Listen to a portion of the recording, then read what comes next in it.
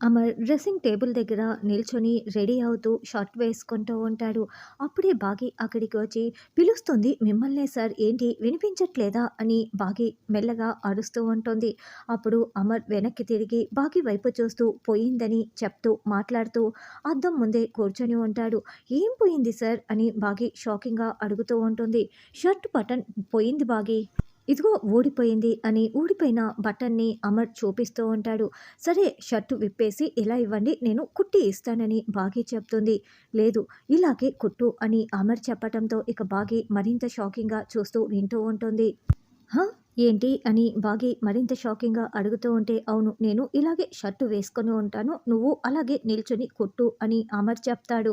సరే సార్ అంటూ బాగి సూది దారం తీసుకొని అమర్ షర్టు బటన్ని కుడుతూ ఉంటుంది. అమర్ అయితే ఇక బాగి కళ్ళలో కళ్ళు పెట్టి చూస్తూ ఉంటాడు. అయితే బాగి తన పాటికి తాను బటన్ని కుడుతూ ఉంటుంది. అమర్ చాలా ప్రేమగా బాగిని చూస్తూ ఉంటాడు. సార్ అయిపోయింది సార్, కుట్టేశానని బాగి చెప్తుంది. బాగి అమర్ షర్ట్ బటన్ని పెడుతూ ఉంటుంది. చాలా థ్యాంక్స్ బాగి అని అమర్ చెప్పటంతో హూ అని బాగి అంటుంది.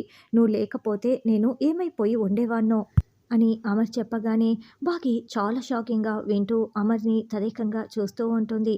ప్రతిరోజు ప్రతి క్షణం నువ్వు నాకు తోడుగా అండగా ఉన్నావు.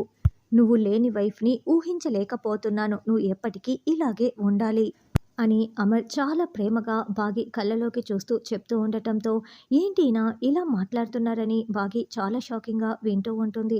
ఇప్పుడు అమర్ మాట్లాడిన మాటల్ని బట్టి అమర్కి తన గురించిన గతం గుర్తుకు వచ్చిందని బాగికి ఇప్పుడే నిజం తెలుస్తుందా, మరికొన్ని రోజులు పడుతుందా అన్నది రానున్న ఎపిసోడ్లో తెలుసుకుందాం.